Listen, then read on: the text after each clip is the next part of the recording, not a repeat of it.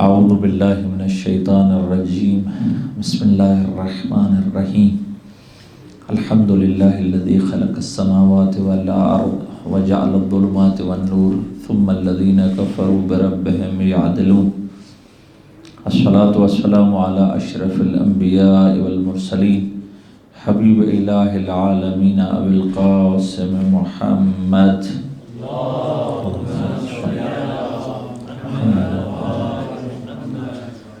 وآلہ الأطیبین الأطہرین سیما بقیت اللہ فی الارض روح وارواحنا العالمین لتراب مقدمہ الفدا اللہم کل ولیک الحجت ابن الحسن صلواتک علیہ وعلا آبائہ فی هذه الساعة وفی کل ساعة ولیا وحافظا وقائدا وناصرا ودلیلا وعینا حتی تسکنہ ارضک تعم وتمتعہ فیہا طویلا وہب لنا رافته ورحمته ودعاءه وخیرہ ما ننال به سعة من رحمتک وفوزا عندک اما بعد فقد قال اللہ تبارک وتعالی فی کلامہ المجید بسم اللہ الرحمن الرحیم ألم تر كيف ضرب الله مثلا كلمة طيبة كشجرة طيبة اصلها ثابت وفرعها في السماء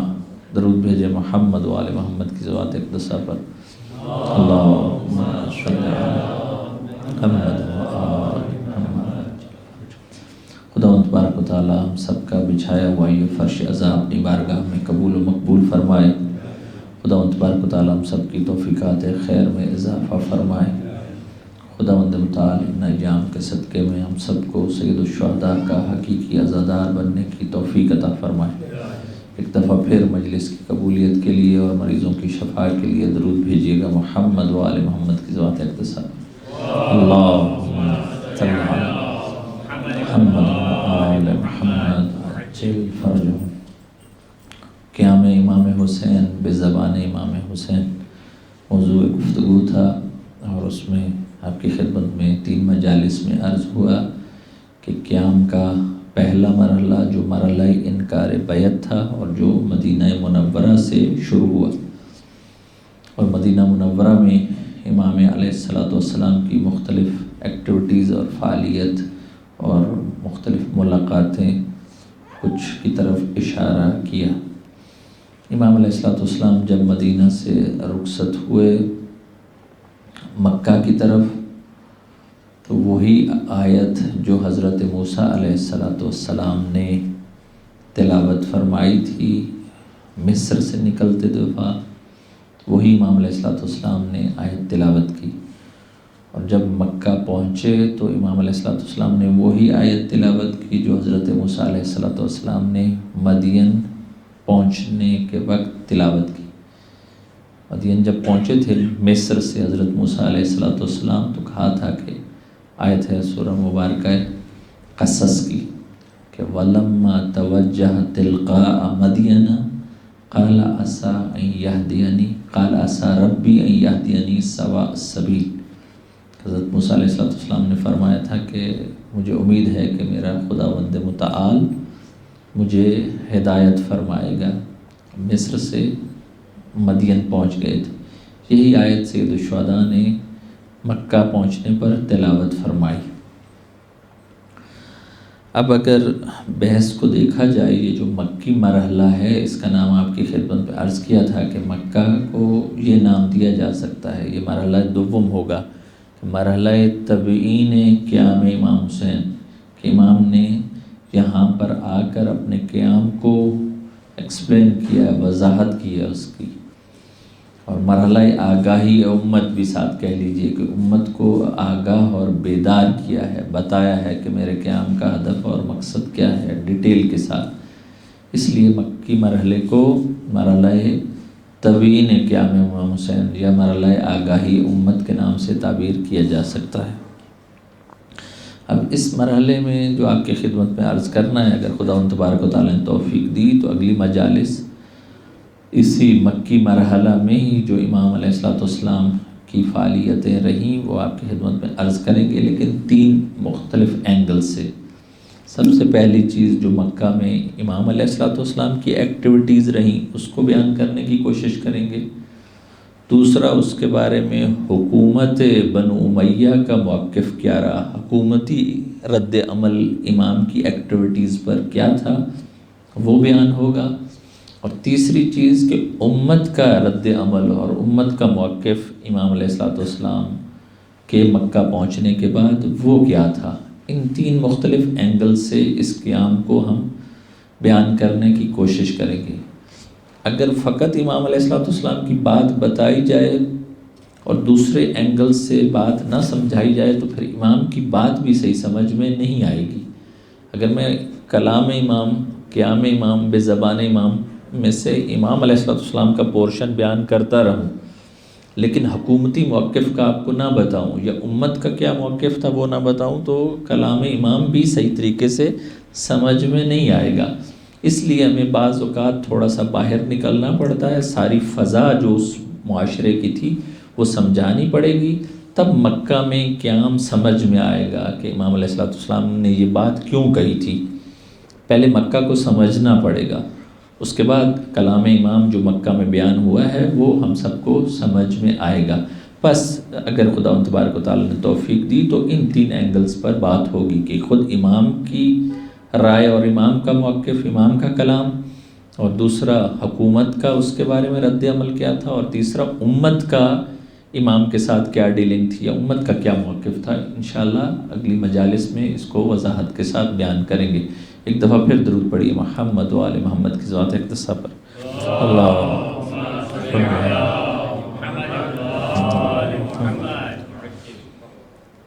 پہلی چیز جہاں سے اس بحث کو شروع کر رہے ہیں وہ آپ سب کے اذہان مبارکہ میں ہے کہ امام علیہ الصلوۃ والسلام 28 رجب کو مدینہ سے نکلے تھے اور 3 شعبان 60 ہجری میں امام علیہ الصلوۃ والسلام مکہ میں پہنچے تھے، اور مکہ میں جو قیام کی مدت ہے وہ 4 ماہ 5 دن، ٹوٹل اگر دنوں کو انسان شمار کرے تو 125 دن بنیں گے، 125 ڈیز۔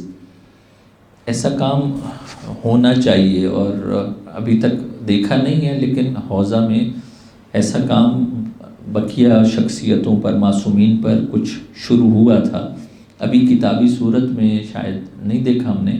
تو یہ تھا کہ ائمہ علیہ الصلوۃ والسلام اور خود رسول اللہ صلی اللہ علیہ وآلہ وسلم کے جو زندگی ہے اس کے ہر روز کی ایکٹیویٹیز تاریخ سے نکالی جائیں اور اس کو کتابی شکل میں لایا جائے۔ کام بہت مشکل ہے یہ، کیونکہ بہت سے دن ہم لوگوں کو نہیں پتہ ہے کہ کیا ہوئے ہیں، اور تاریخ نے ہر دن کے بارے میں نہیں بتایا ہے۔ حتیٰ امام علیہ الصلوۃ والسلام کے بارے میں بھی آپ لوگ دیکھیں اگر تو آپ کو یہی پتہ چلے گا کہ امام نے جب بیعت کے بارے میں انکار کیا ہے تو اس کے بعد سے جو ہمیں 28 رجب سے لے کر یا اس سے چند 3 دن پہلے 2 دن پہلے 25 رجب 26 رجب سے اگر آپ شروع کیجئے تو 10 محرم تک امام کا کلام نظر آتا ہے، لیکن امام کی عمر مبارک 57 سال ہے۔ پہلے کے ایام میں ہمیں کم چیزیں ملتی ہیں، لیکن ایرانیوں نے ایک اچھا کام کیا ہے، موسوعہ کلمات امام حسین علیہ السلام، تو اس کو انہوں نے لکھا ہے۔ اس میں رسول اللہ کے زمانے میں امام حسین علیہ السلام کے کچھ چیزیں جمع کی ہیں، امیر المومنین کے زمانے میں امام علیہ السلام کے فرامین کو جمع کیا ہے، پھر حضرت امام حسن علیہ السلام کے زمانے میں امام حسین علیہ السلام نے کیا کیا فرمایا ہے یہ بھی اکٹھا کیا ہے۔ تو یہ ایک کام الحمدللہ ہماری حوزہ علمیہ قم میں یہ کام انجام پایا ہے، موسوعہ کلمات امام حسین علیہ السلام کے نام سے، یعنی یہ ایک انسائکلوپیڈیا ہے، 2 جلدوں میں ہے، جس میں سارے فرامین مختلف جگہوں سے اکٹھے کی گئے۔ یہ ایک اچھا کام ہے۔ یہ آپ کی خدمت میں یہ نقطہ عرض کر رہا تھا کہ مکہ میں 125 دن امام رہے ہیں۔ ہمارے پاس کوئی تاریخ ایسی نہیں ہے کہ جو ہر دن کی ایکٹیویٹیز امام کے بارے میں بتائے، لیکن جو مین چیزیں ہیں وہ آپ کی خدمت میں عرض کریں گے۔ ایک دفعہ پھر درود پڑھیے محمد و آل محمد کی ذات اقدسہ پر۔ اللہم صلی علی پہلے انسان کے ذہن میں یہ سوال آتا ہے، توجہ سے بات سنیے گا، الحمدللہ اہل علم افراد تشریف فرمائیں کہ امام نے مدینہ چھوڑا، اس کے چھوڑنے کی وجہ بتائی تھی آپ کی خدمت میں۔ اب سوال یہ ہے کہ مکہ کا کیوں انتخاب کیا؟ اور کوئی شہر نہیں تھا جانے کے لیے، کیوں امام مکہ میں آئے ہیں؟ پہلے ذہن میں یہ فوری ذہن میں یہ سوال جائے گا کہ انسان وہاں جاتا ہے جب انسان کے کسی جگہ کوئی سپورٹر ہوں، کچھ چاہنے والے ہوں، اس کو بیک دینے والے ہوں، تو فوری طور پر یہ سوال ذہن میں آتا ہے کہ مکہ میں آیا کوئی امام کے چاہنے والے تھے، موجود تھے، یا امام سے پہلے امام حسن علیہ السلام کے چاہنے والے، یا اس سے پہلے امیر المومنین کے چاہنے والے مکہ میں آیا تھے یا نہیں؟ مکہ میں اہل بیت، مکہ والوں کا، اہل مکہ کا اہل بیت کے ساتھ کیسا تعلق تھا؟ شاید آپ لوگوں نے یہ کبھی سوچا بھی نہ ہو۔ جب شہروں کو سمجھنا ہو، تحریکوں کو سمجھنا ہو، تو یہ چیزیں ضروری ہوتی ہیں سمجھنے کے لیے۔ اہل مدینہ کا امام کے ساتھ تعلق آپ کے ذہن میں آ جائے گا کہ مدینہ میں بنی ہاشم موجود تھے، بالآخر پھر بھی کچھ نہ کچھ رشتہ دار موجود تھے، چاہنے والے موجود تھے۔ آیا اہل مکہ بھی اسی طرح تھے یا نہیں؟ اب تھوڑا سا ہمیں تاریخ میں واپس جانا پڑے گا اور یہ اس نقطے کو سمجھنا پڑے گا کہ آیا امیر المومنین کے چاہنے والے، امام حسن علیہ السلام کے چاہنے والے، امام حسین علیہ السلام کے چاہنے والے مکہ میں موجود تھے یا نہیں؟ سوال یہ ہے۔ تو اس کا جواب یہ ہے کہ مکہ شروع سے ہی کبھی بھی اہل بیت کو چاہنے والا شہر نہیں رہا، جس طرح کوفہ اہل بیت کو چاہنے والا شہر رہا ہے، اگرچہ بے وفائی بھی انہوں نے کی ہو، لیکن پھر بھی شہدائے کربلا کی ایک بڑی تعداد کوفہ سے ہی ہے۔ لیکن آپ کو یہ آپ کے لیے جاننا ضروری ہے کہ مکہ والے شروع سے ہی علی اور آل علی کے اگینسٹ رہے ہیں۔ اس کی وجہ کیا ہے؟ فوری طور پر انسان تاریخ کو جو پڑھنے والا اس کے ذہن میں آ جاتا ہے فوری طور پر کہ سرور کائنات حضرت محمد مصطفیٰ صلی اللہ علیہ وسلم نے جب مکہ سے ہجرت کی ہے اور مدینہ آئے ہیں، تو اس کے بعد امیر المومنین نے بھی ہجرت کی ہے اور وہ بھی مدینہ پہنچے ہیں۔ اب مدینہ میں ہی جتنا عرصہ امیر المومنین رہے ہیں رسول اللہ کے ساتھ، تو آپ کو پتہ ہے کہ یہ جو بڑی جنگیں ہیں جو مشرکین مکہ اور جو قریش کے ساتھ لڑی گئی ہیں، جنگ بدر اور جنگ احد، آپ کو واقعات معلوم ہیں۔ اس میں رسول اللہ صلی اللہ علیہ وآلہ وسلم اور اسلام کے لشکر میں بنیادی کردار امیر المومنین نے ادا کیا ہے۔ بدر میں قریش کے اور اہل مکہ کے جو بڑے سرغنے تھے ان کو امیر المومنین نے فنار کیا تھا۔ توجہ فرمائی آپ نے؟ تو بس وہاں سے اگر آپ شروع کیجئے کہ جنگ بدر اور احد والے جو قریش تھے، اہل مکہ تھے، ان کو فنار کرنے والے حتیٰ 70 افراد کے قریب بھی تاریخ میں ملتا ہے کہ امیر المومنین نے ان کی گردنیں اڑائی تھیں۔ اب کیسے وہ والے افراد کہ جن کی گردنیں امیر المومنین نے اڑائی ہوں، ان کے رشتہ دار جو باقی بچ گئے ہوں، وہ امیر المومنین کو کبھی تسلیم کریں گے؟ کبھی بھی تسلیم نہیں کریں گے۔ روایت یہ بتاتی ہے کہ اگرچہ بعض لوگ ایمان بھی لے آئے تھے، اسلام لے آئے تھے، ایمان نہیں اسلام لے آئے تھے اہل مکہ، لیکن ان کے دل میں پھر بھی امیر المومنین کے لیے کینہ موجود تھا۔ اس کی وجہ کیا تھی؟ اس کی وجہ یہی تھی کہ امیر المومنین نے اسلام کی اعلیٰ اور اسلام کی بلندی کے لیے ان کی گردنیں اڑائی ہوئی تھیں، ان کے رشتہ داروں کی۔ یہ سوال اصحاب ائمہ بھی ائمہ سے پوچھتے تھے۔ ابن فضال امام رضا علیہ السلام سے، اللہم صلی علی محمد ابن فضال نے بھی یہی سوال کیا امام رضا علیہ السلام سے کہ ان کے ذہن میں بھی یہ چیز تھی کہ امیر المومنین کو چھوٹی ہستی نہیں تھے۔ یہ ابن فضال امام رضا سے یہ پوچھتے ہیں کہ امیر المومنین وہ تھے کہ جن کی تعریفیں رسول اللہ نے بہت زیادہ کی تھیں، پھر لوگوں نے کیوں چھوڑ دیا؟ تو امام رضا علیہ السلام نے یہی جواب دیا، وہ اس لیے کہ جو ان کے رشتہ دار تھے ان کو امیر المومنین نے مارا ہوا تھا۔ اگرچہ یہ اسلام لے آئے تھے لیکن ان کے دل میں پھر بھی کینہ موجود تھا امیر المومنین کے لیے، اسی لیے امیر المومنین کی حمایت کرنے کے لیے یہ لوگ تیار نہیں تھے۔ بس وہ تصور کیجئے کہ اہل مکہ کبھی بھی یہ رسول اللہ کا زمانہ تھا، اور جمل اور صفین میں بھی دیکھ لیجیے آپ، جنگ جمل اور صفین میں بھی امیر المومنین کے اگینسٹ میں ایک تعداد مکہ سے تھی، اور ان کو بھی امیر المومنین نے فی النار کیا ہوا تھا۔ توجہ فرمائی آپ نے، جن کو مارا ہوا ہو ان کے رشتہ دار کبھی امیر المومنین کو تسلیم کریں گے؟ کبھی بھی نہیں تسلیم کریں گے، ان کے دل میں یہ چیز باقی رہے گی۔ اس لیے اہل مکہ کبھی بھی شیعہ کے بارے میں یا ائمہ کے بارے میں محبت کرنے والا شہر نہیں رہا ہے۔ حتیٰ ہمارے پاس امام سجاد علیہ السلام کی اللہم صلی حدیث ہے، آپ کو تعجب ہوگا، امام سجاد کے زمانے میں امام سجاد علیہ السلام فرماتے ہیں کہ مکہ میں 20 بندے بھی نہیں ہیں جو ہمارے محب ہوں۔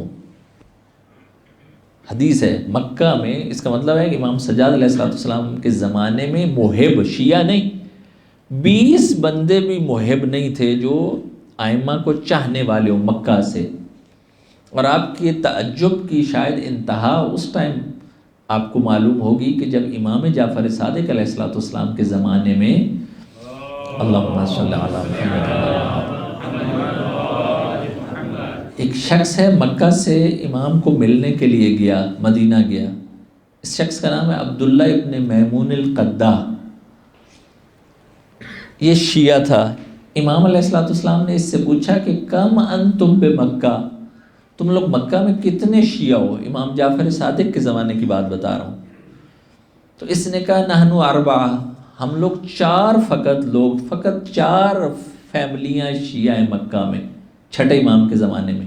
امام نے جب یہ جملہ سنا تو امام نے کہا کہ انکم نور اللہ فی ظلمات الارض، تم نور خدا ہو اس سرزمین پر، تم نور خدا ہو۔ یہ جو چار فیملیاں ہیں جو مکہ میں رہتی ہیں اور شیعہ ہیں، تم لوگ نور خدا ہو۔ تو اس کا مطلب یہ ہے، پتہ چلتا ہے کہ مکہ شروع سے ہی اہل بیت کو چاہنے والا شہر نہیں رہا، اہل مکہ کبھی بھی علی اور آل علی کو چاہنے والے نہیں رہے۔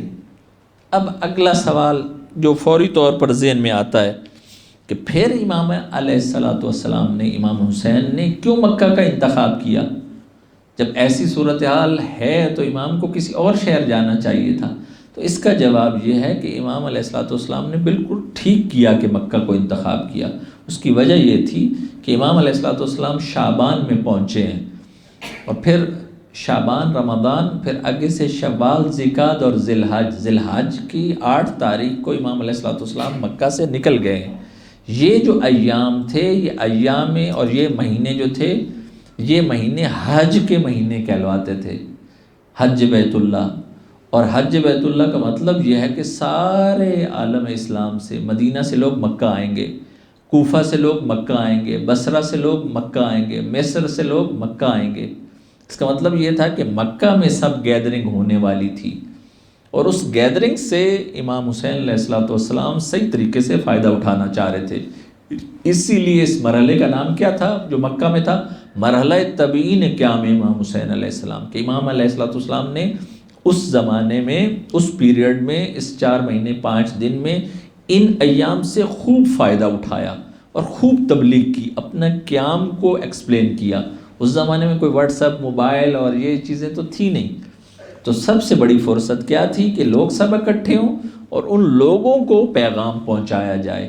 بس مکہ کے انتخاب کرنے کی وجہ کیا تھی کہ موسم حج تھا، حج کے ایام اور حج کے ماہ تھے، اسی لیے امام علیہ السلام نے ان ایام اور ان مہینوں سے خوب فائدہ اٹھایا، اور جو پبلک اوپینین بنانے کے لیے خاص طور پر ان ایام سے اور ان لوگوں سے خوب فائدہ اٹھایا۔ اب اگلی چیز جو آپ کی خدمت میں عرض کرنی ہے وہ یہ کہ امام جب مکہ پہنچے تو تاریخ میں یہ ملتا ہے کہ مکہ کے لوگوں نے کافی امام کو اہمیت دی، استقبال کیا، خوب استقبال کیا امام کا۔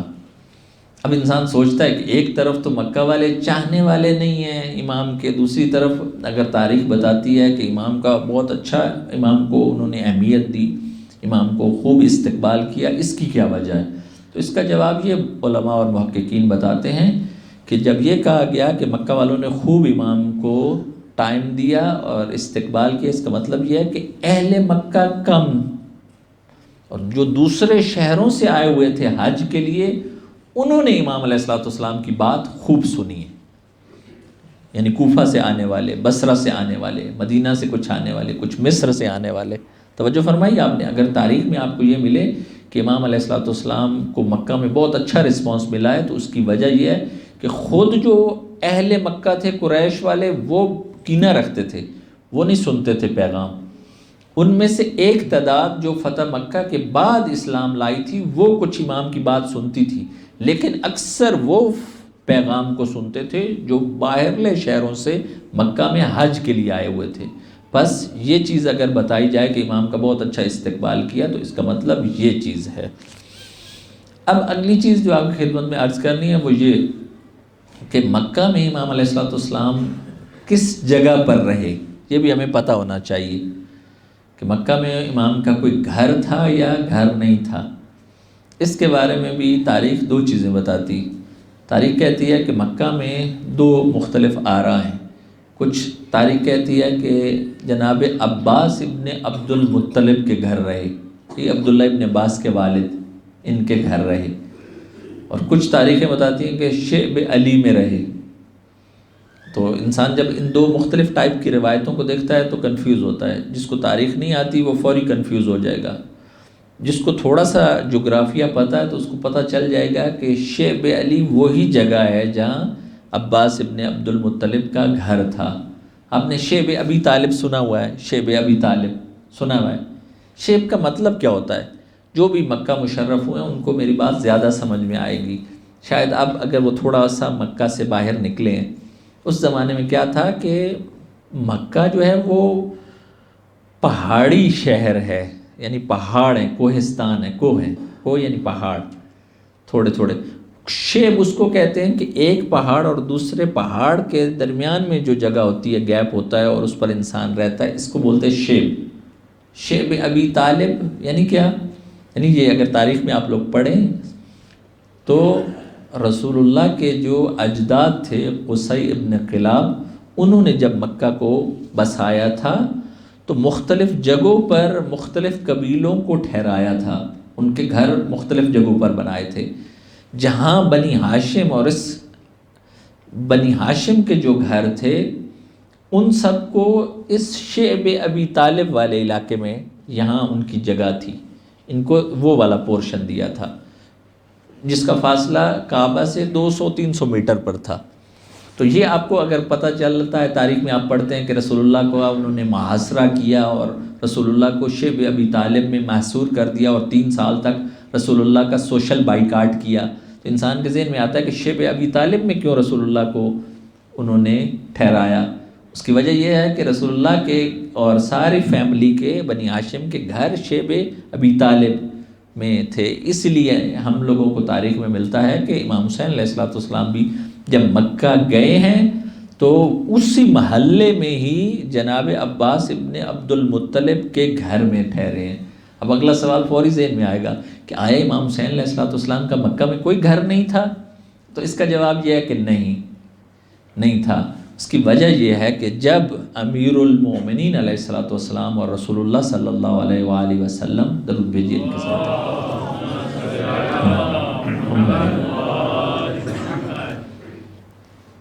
جب ہجرت کی تھی، انہوں نے مکہ سے مدینہ آئے تھے، تو جنہوں نے ہجرت کی تھی قریش والے بہت ان کے ساتھ تعصب رکھتے تھے، دشمنی رکھتے تھے. جنہوں نے ہجرت کی اور وہ مکہ سے مدینہ آ گئے، ان کے جو گھر مکہ میں تھے وہ اکثر قریش والوں نے کیا کیے؟ قبضہ کر لیا اس پر، ان گھروں پر.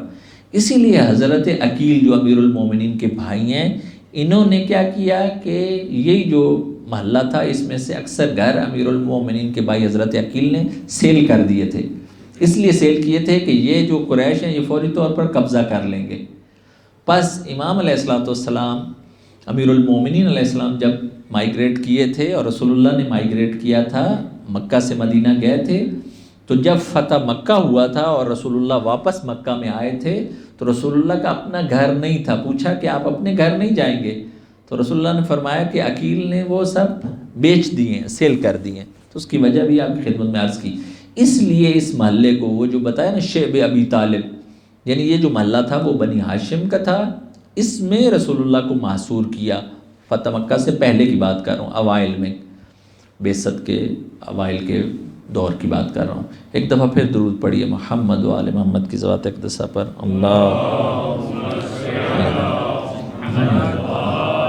بس آخری دو نقطے آپ کی خدمت میں عرض کروں گا اور کل پھر مزید اس کو کھولوں گا تھوڑا سا۔ اب اگلی چیز جو بیان کرنی ہے وہ یہ کہ کیوں امام حسین علیہ السلام نے جناب عباس ابن عبد المطلب کے گھر کا انتخاب کیا۔ اس وقت تو عباس ابن عبد المطلب زندہ نہیں تھے، عبداللہ ابن عباس زندہ تھے، جو آپ کو بتایا کل تھوڑا سا ان کی شخصیت کے بارے میں کچھ چیزیں اشارے کی، انشاءاللہ مکی دور میں اور ان کی شخصیت کو ڈیٹیل سے بیان کروں گا۔ تاریخ یہ بتاتی ہے کہ جب امام حسین علیہ السلام اپنے سارے ساتھیوں کے ساتھ اور گھر والوں کے ساتھ آئے تو انہوں نے پہلے خیمے لگائے تھے مکہ میں، مکہ سے باہر خیمے لگائے تھے۔ پھر عبداللہ ابن عباس نے اصرار کیا تھا کہ آپ ہماری طرف تشریف لائیں۔ عبداللہ ابن عباس نے اصرار کیا تھا کہ وہ رشتہ دار تھے نا، اس لیے اصرار کیا تھا کہ آپ ہماری طرف تشریف لائیں، اور امام حسین علیہ السلام نے یہ بات قبول کی تھی۔ اب مورخین اور محدثین کہتے ہیں کہ کیوں امام نے اس گھر کو سلیکٹ کیا تھا، ان کے گھر کو، جبکہ یہ تو خود بھی شریک نہیں ہوئے، امام کے ساتھ آنے والوں میں سے نہیں ہے، کوئی بھی ان کی فیملی میں سے نہیں آنے والا، جیسے کل بھی عرض کیا بنی عباس میں سے کوئی بھی نہیں تھا، ایک بندہ بھی نہیں تھا جو امام حسین کا ساتھ دے، لیکن امام نے مکہ میں ان کے گھر کو کیوں انتخاب کیا، یہاں کیوں ٹھہرے؟ تو اس کا جو جواب دیتے ہیں وہ یہی ہے کہ دیکھیے پولیٹیکل طور پر امام علیہ السلام دیکھ رہے تھے کہ کون سا ان کی فیملی میں سٹرونگ ہے۔ اگر ابن عباس کو دیکھا جائے یہ علمی طور پر بھی اور ان کی سوسائٹی میں مکہ میں جو پوزیشن تھی وہ بھی بڑی اچھی تھی، اس لیے امام حسین علیہ السلام ان کے گھر رکے تاکہ یہ جو ان کی سوشل پوزیشن ہے سوسائٹی میں اس سے بھی خوب فائدہ اٹھایا جائے اور اپنے پیغام کو پہنچایا جائے۔ حکومت بھی اتنی جلدی ان کے گھر پر ہاتھ نہیں ڈالے گی، ابن عباس کے گھر پر، کیونکہ ابن عباس کی پوزیشن اچھی تھی، بتاؤں گا بعد میں انشاءاللہ آپ کو، مختلف بعد میں پتہ چل جائے گا کہ کیوں امام اس جگہ پر رکے ہیں۔ تو یہ معلوم ہونا چاہیے کہ امام نے اگر اس گھر کا انتخاب کیا ہے اس کی مختلف وجوہات ہیں، جس میں سے ایک دو کی طرف اشارہ کیا۔ اب بس آخری نقطہ بیان کروں گا اور انشاءاللہ اس کو بعد میں کل کی مجالس میں اور بعد کی مجالس میں اس کو وضاحت کے ساتھ بیان کروں گا۔ وہ یہ ہے کہ مکہ میں امام علیہ السلام جو 4 ماہ 5 دن رہے ہیں تو امام کی ایکٹیویٹیز کیا رہی ہیں، امام کیا کرتے رہے ہیں۔ تو پہلی چیز آپ کو پتہ ہونی چاہیے کہ امام علیہ السلام کا جو پہلا کام تھا جو تاریخ نے بتایا مکہ میں جب امام گئے ہیں تو یہ 4 لوگ وہاں پر موجود تھے۔ عبداللہ ابن زبیر امام سے پہلے ہی پہنچ گئے تھے مکہ میں، جب ولید نے اور مروان نے بیعت طلب کی تھی اس رات کو ہی عبداللہ ابن زبیر امام حسین علیہ السلام سے بھی پہلے کیا تھا، پہلے ہی مکہ آ گئے تھے، فرار کر کے آ گئے تھے وہاں سے، اصلی راستے سے نہیں آئے تھے، یہ اشارہ کیا تھا۔ بس مکہ میں عبداللہ ابن زبیر تھے، عبداللہ ابن عباس بھی مکہ میں تھے، عبداللہ ابن عمر بھی مکہ میں تھے، بس یہ جو 4 بڑے بڑے تھے مدینہ سے پہلے سے مکہ میں آ گئے تھے، امام علیہ السلام بعد میں آئے تھے۔ اس کا مطلب یہ ہے کہ مکہ میں یہ سب موجود تھے۔ اب مکہ میں جب سب موجود ہوں تو جب امام علیہ السلام آئے ان کی ایکٹیویٹیز کیا ہوں گی؟ تاریخ یہ لکھتی ہے کہ جب امام آئے تو امام نے سب سے پہلا کام یہ کیا کہ کعبہ میں نماز جماعت شروع کی، نماز پڑھانا شروع کی۔ جب امام نے پڑھانا شروع کی تو پھر کسی میں جرت نہیں تھی کہ عبداللہ ابن عباس ہو یا عبداللہ ابن عمر ہو یا عبداللہ ابن زبیر ہو وہ آ کے پڑھانے لگ جائے، نہیں۔ اس لیے حتیٰ تاریخ میں یہی ہے کہ ابن زبیر بھی امام حسین علیہ السلام کے پیچھے ہی نماز پڑھا کرتے تھے۔ تو یہ جو جماعت تھی اس جماعت کی وجہ سے سارے لوگوں کی توجہ کا محور اور مرکز امام حسین بن گئے تھے۔ اب جو دوسرے بڑے تھے یہ لوگ، ان کو فیلنگ شروع ہو گئی کہ جب سے امام حسین آئے ہیں اب عبداللہ ابن زبیر کی دال نہیں گل رہی۔ کیوں؟ لوگ اب عبداللہ ابن زبیر کی طرف نہیں جا رہے، امام حسین علیہ السلام کی طرف جا رہے ہیں۔ کیوں؟ وجہ یہ ہے کہ امام کی جو پوزیشن ہے، جو رسول کا نواسہ ہونا ہے، جو مختلف حدیثیں ہیں جو لوگوں کے بڑوں کے ذہن میں ابھی بھی ہیں، اور علی کا بیٹا ہونا ہے، اور امام کی جو پوزیشن ہے بی بی فاطمہ زہرا سلام اللہ علیہ کا بیٹا ہونا ہے، یہ سب مکہ والوں کو پتہ ہے، اور دوسرے شہروں سے بھی جو لوگ حج کے لیے آ رہے ہیں ان کو بھی امام کی اس اسپرچول پوزیشن کا پتہ ہے۔ اسی لیے سب لوگ امام حسین علیہ السلام کی نماز جماعت میں شرکت کیا کرتے تھے۔ بس مکہ میں پہلا کام جو امام نے کیا وہ صبح دوپہر شام جو بھی 5 نمازیں تھیں اس کو اقامہ کرتے تھے۔ بس یہ ایک تبلیغ کا بہت بڑا سورس تھا، یہ پہلا کام۔ دوسرا کام امام علیہ السلام کا جو تاریخ سے ہمیں ملتا ہے وہ یہ ہے کہ امام علیہ السلام نے مکہ سے بیٹھ کر خط لکھے ہیں۔ اس کو انشاءاللہ بعد میں بتاؤں گا کہ کوفہ والوں کو خط لکھا ہے، کوفہ والوں کے خط کے جواب میں اس کو تفصیل سے کھولوں گا، تب کربلا صحیح سمجھ میں آئے گی۔ امام نے بصرہ والوں کو خط لکھا ہے، صحیح، یہ خطوط لکھے ہیں اور اپنے نمائندے بھیجے ہیں، بصرہ میں بھی اپنا نمائندہ، کوفہ میں بھی حضرت مسلم ابن عقیل کی شکل میں۔ یہ کام سب مکہ میں بیٹھ کے کیا ہے۔ اور امام علیہ السلام کا ایک کام مکہ میں یہ تھا کہ اس نماز جماعت کے علاوہ مختلف وفود، ڈیلیگیشنز، مختلف افراد سے ملنا اور ڈیلیگیشن سے ملنا جو مختلف شہروں سے حج کے لیے آئے ہوئے تھے، پرسنل علیحدہ علیحدہ ملاقاتیں اور اپنا پیغام بتانا، یہ امام علیہ السلام نے مکہ میں یہ سب کچھ کیا ہے۔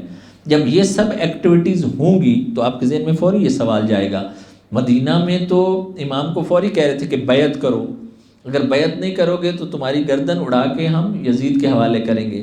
آیا مکہ میں گورنمنٹ نہیں روکنے والی تھی؟ مکہ میں کوئی گورنر نہیں تھا، مکہ میں گورنمنٹ کی کیا پوزیشن تھی بنو امیہ کی؟ توجہ فرمائی آپ نے، مکہ میں کیا ان کی پوزیشن تھی، تو اس کو بھی بعد میں بتاؤں گا۔ ابھی فقط ایک جواب سن لیجئے کہ مکہ میں جو پوزیشن تھی وہ مدینہ سے مختلف تھی۔ اس کی وجہ یہ تھی کہ خانہ کعبہ ہونے کی وجہ سے اس کا ایک خاص احترام تھا، کوئی بھی جلدی سے جنگ کرنے کے لیے مکہ میں نہیں آتا تھا اس کے تقدس کی وجہ سے۔ تو سب کو پتہ تھا یہ کہ یہ امن والا شہر، آیت بھی ہے، ٹھیک ہے، وَمَن دَخَلَهُ كَانَ آمِنًا، کہ جو بھی اس میں داخل ہو گیا امن میں آ گیا۔ تو اس وجہ سے مکہ میں اتنی جلدی کوئی جنگ نہیں کرتا تھا، نہ جنگجو بھیجتا تھا۔ یہ یزید کی بعد میں بدعت تھی جو آپ لوگوں نے سارا واقعہ حرہ اور پھر کعبہ پر حملہ کرنا، یہ ساری چیزیں بعد میں ہوئی ہیں سب، یہ اس نے بدعت رکھی اور اتنی جنایت انجام دی۔ بس جو ساری بحث ہے اس کا خلاصہ یہ ہے، یہ جو قیام امام حسین علیہ السلام کا مکی مرحلہ ہے کہ مکہ میں آ کر امام علیہ السلام نے اپنی یہ ایکٹیویٹیز کی ہیں۔ اس کی وجہ یہ تھی کہ حج کا موسم تھا اور مختلف جگہوں سے مختلف لوگ آئے ہوئے تھے اور ان کو امام نے یہ پیغام پہنچایا تاکہ ساری جگہوں پر یہ پیغام پھیل جائے۔ جو وہ لوگ چاہتے تھے، آخری نقطہ، جو وہ لوگ چاہتے تھے کہ یا مدینہ میں ہی مروا دو، بات ختم کر دو، اور یا اگلی چیز میکسیمم کوشش یہ تھی کہ اگر مدینہ میں ہم نہیں مروا سکے تو مکہ میں مروا دو۔ اس کو انشاءاللہ بعد میں ایکسپلین کروں گا۔ خدا تبارک و تعالیٰ سے دعا ہے کہ خدا تبارک و تعالیٰ ہم سب کو اس مکی مرحلے کو سمجھنے کی توفیق عطا فرمائے۔ صلی اللہ علیہ یا ابا عبداللہ وعلی الارواح التي حلت بفنائک، علیک منی سلام اللہ ابدا ما بقیت وبقی اللیل والنہار ولا جعلہ اللہ آخر العہد منی لزیارتکم۔ سب مل کے السلام علی الحسین وعلی علی ابن الحسین وعلی اولاد الحسین وعلی اصحاب الحسین۔ شب جمعہ 3 دفعہ السلام علی حسین وعلی علی ابن الحسین وعلی اولاد الحسین وعلی اصحاب الحسین۔ السلام علی الحسین وعلی علی ابن الحسین وعلی اولاد الحسین وعلی اصحاب الحسین جميعا ورحمۃ اللہ وبرکاتہ۔ معلوم ہے شب جمعہ کو جو سلام آپ پیش کرتے ہیں اس کی کتنی قدر و منزلت ہے. اسی لیے بتایا گیا ہے کہ جو شب جمعہ زیارت پر نہ جا سکے سید الشہداء کی تو اپنے گھر سے ہی 3 دفعہ صلی اللہ علیہ یا ابا عبداللہ ورحمۃ اللہ وبرکاتہ کہہ دے تو وہ بھی سید الشہداء کے زائرین میں سے شمار ہوگا. اب یقین کیجئے میں ممبر پر بیٹھا ہوں، جب میں نے ابھی بچوں کو دیکھا نا، چھوٹے چھوٹے بچوں کو، جب ہم لوگ سلام دیتے ہیں امام حسین علیہ السلام کو، یہ السلام علی الحسین کہتے ہیں، یہ ساتھ ساتھ پڑھتے ہیں. اس کا مطلب یہ ہے ان کی بچپن سے ہی جو تربیت ہو رہی ہے حسین حسین یہ کریں گے انشاءاللہ. میں اور آپ تھے تو ہمیں یہ جو سلام دینا ہے زیارت عاشوراء کا اس وقت اتنی اہمیت نہیں تھی، لیکن یہ بچے جب کہتے ہیں نا السلام علی الحسین، اس کی ایک اور خاص لطف ہے. ان میں کوئی ریا نہیں ہے بچوں میں، ان میں ابھی گناہ والی یہ چیز نہیں ہے، اسی لیے بڑے خالص ہیں یہ. اسی لیے جب یہ سلام دیتے تو یہ دل سے سلام دیتے ہیں. انسان جب بھی یہ جملے سنتا ہے نا ان کے منہ سے حسین حسین سنتا ہے تو انسان کو ایک عجیب کیفیت طاری ہوتی ہے. خدا تبارک و تعالیٰ اس ذکر کے صدقے میں، ان ایام کے صدقے میں ان سب کو امام زمانہ کا سپاہی بننے کی توفیق عطا فرمائے. یہ دن فقط مولا حسین سے مختص نہیں ہے بلکہ مولا کی اس بہن سے بھی مختص ہے جن کی یاد آپ اور میں منا رہے ہیں. کون سی بہن؟ وہی بہن کہ جس کے بارے میں امام سجاد فرماتے ہیں کہ انتی بحمد اللہ عالمۃ غیر معلمہ. عالمہ غیر معلمہ تھی زینب کبریٰ. زینب کبریٰ وہ تھی کہ کوفہ کی عورتیں زینب کبریٰ کی زیارت کی مشتاق ہوا کرتی تھی. ایک دور وہ بھی تھا 40 ہجری میں 35 سے 40 کے درمیان، جب مفسرہ قرآن تھی بی بی زینب سلام اللہ علیہا اور کوفہ میں تھی، اور کوفہ کی عورتیں پڑھا کرتی تھی، بی بی سے روایات لیا کرتی تھی. یہ اس وقت کا زمانہ تھا اور 61 ہجری تھی. اس وقت یہ عالمہ غیر معلمہ جب کوفہ میں آئیں تو فرق تھا پہلے کی نسبت سے. اب جب آئی تھی تو ہاتھوں میں رسن تھے، اب جب آئی تھی تو بے ردا تھی، اب جب آئی تھی تو بھیا کا کٹا ہوا سر سامنے نظر آ رہا تھا. اب جب کوفہ میں آئی تھی تو ساتھ بھی جو بہنیں تھیں اور بچیاں تھیں وہ بے ردا تھیں. اب جب آئی تھی تو سجاد کے پاؤں بھی اونٹ سے بندھے ہوئے تھے. وہ 40 ہجری کی زینب کو جا اور یہ 61 ہجری والی زینب کو جا.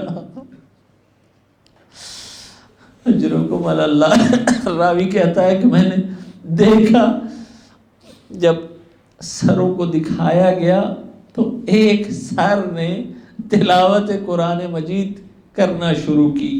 راوی کہتا ہے میں حیران رہ گیا کہ سورہ کہف کی اس آیت کو یہ سر تلاوت کرتا ہے کہ ام حسبت ان اصحاب الکہف والرقیم کانوا من آیاتنا عجبا.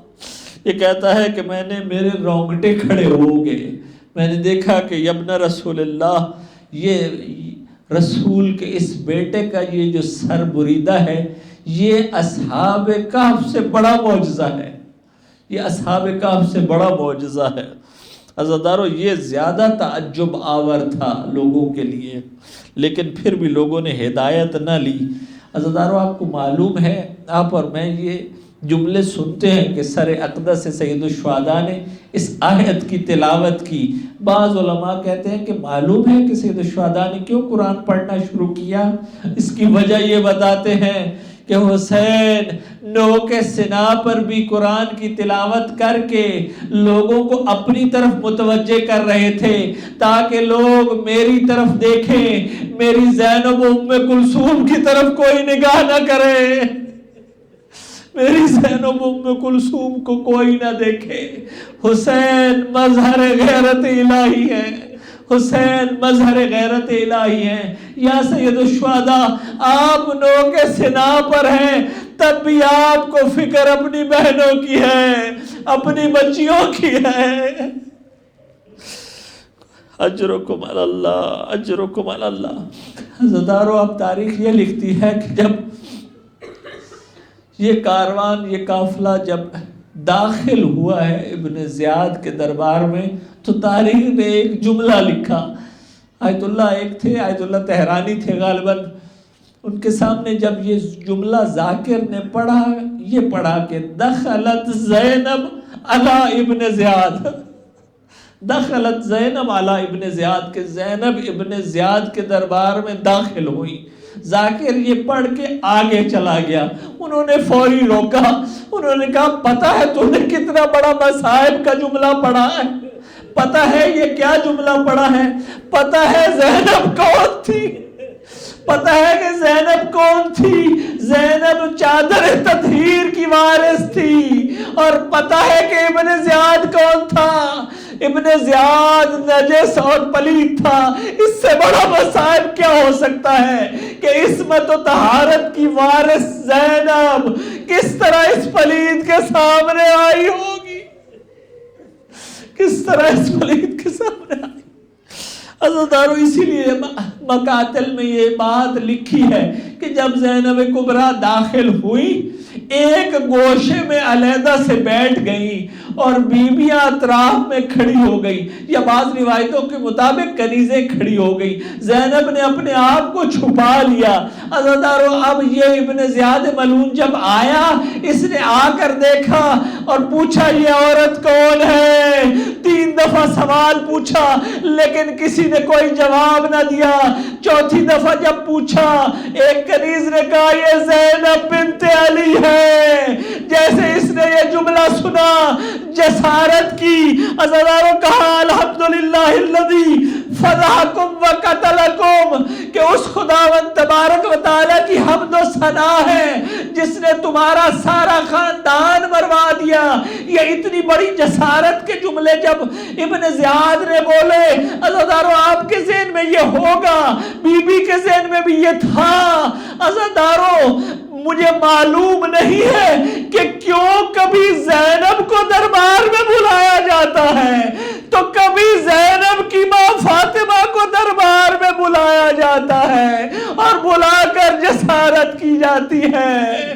عزیزانو، اب زینب کبریٰ کا جواب یہ تھا، الحمدللہ الذی اکرمنا بنبیہ محمد، اس خداوند تبارک و تعالیٰ کی حمد و ثنا ہے جس نے ہمیں رسول کے ذریعے محترم اور مکرم قرار دیا۔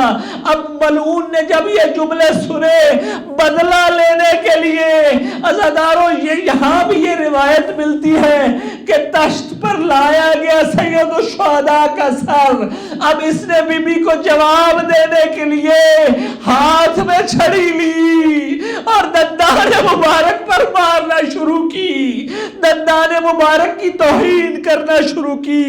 اسی مرحلے پر جناب زید بن ارقم تشریف فرما تھے، انہوں نے جب یہ منظر دیکھا، یہ جملہ کہا، ارفع قضیبک عن ہاتین الشفتین، اے ملعون اپنی چھڑی کو ان دندان مبارک سے ہٹا لے، میں نے خود رسول کو بوسے لیتا دیکھا ہے۔ الا لعنت اللہ علی القوم الظالمین وسیعلم الذین ظلموا ای منقلب ینقلبون۔ عزیزانو،